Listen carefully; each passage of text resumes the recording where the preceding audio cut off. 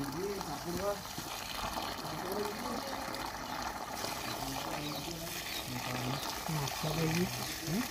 आहे नाक आहे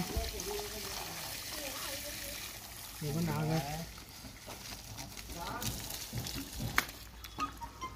बिळांचा कधीच अंदाज लावता येत नाही. पण लहान असतील तर मोठी असतील तर उंदीर घुशी फार मोठी बिळ करतात, लक्षात घ्या. फोन केल्यानंतर आमचा पहिला प्रश्न जो असतोय, साप पळून जाईल आणि बीळ असेल काय. बीळ असलं तर मी प्रयत्न करतो. खरं तर 5 मिनिटात साप सापडला. हिंडलगाव सोळगावमध्ये या लक्षात घ्या. माझं मामाचं आणि मावशीचं गाव आहे आणि इथं बाजूला पण बीळ आहेत आणि शक्यतो 90% साप हे बिळातनं सापडत नाहीत, कारण बीळ किती आहे त्याचं सांगता येत नाही, लक्षात घ्या. आणि बिळात साप गेलेला असेल त्यात एक तर खोदता यायला पाहिजेत. दुसरी गोष्ट तिथं आम्ही पाणी सोडून, जसं तुम्ही बघालाय पाणी सोडून पकडतो, म्हणजे पाणी भरलं. कधी कधी आता हा साप 5 मिनिटाच्या आत आला, तो पाण्यानं अट्रॅक्ट होऊन आला, लक्षात घ्या. मग काही वेळेला साप पाण्यामध्ये असल्यानंतर पाणी फुल भरावं लागतं आणि जवळपास 20 मिनिटं साप ऑक्सिजन कंट्रोल करू शकतोय. मग एवढा धीर माणसाला असावा लागतोय. आणि कधी कधी त्याला दुसरं जर बायपास बीळ असेल, हवा घ्यायला जागा मिळत असेल, तर साप येण्याची शक्यता फार कमी होते. म्हणून बिळात असलं तर जास्त आम्हाला प्रश्न विचारावे लागतात. इकडे येऊन जर साप सापडला नाही, दुसरा फोन आला की तिकडेही लवकर जावं लागतंय.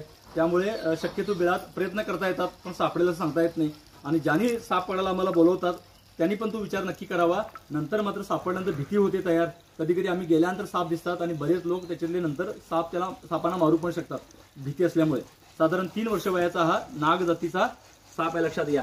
आरामात असा आला असं म्हणावं लागेल. भीती असते लोकांना, साप पकडल्यानंतर दूर होते.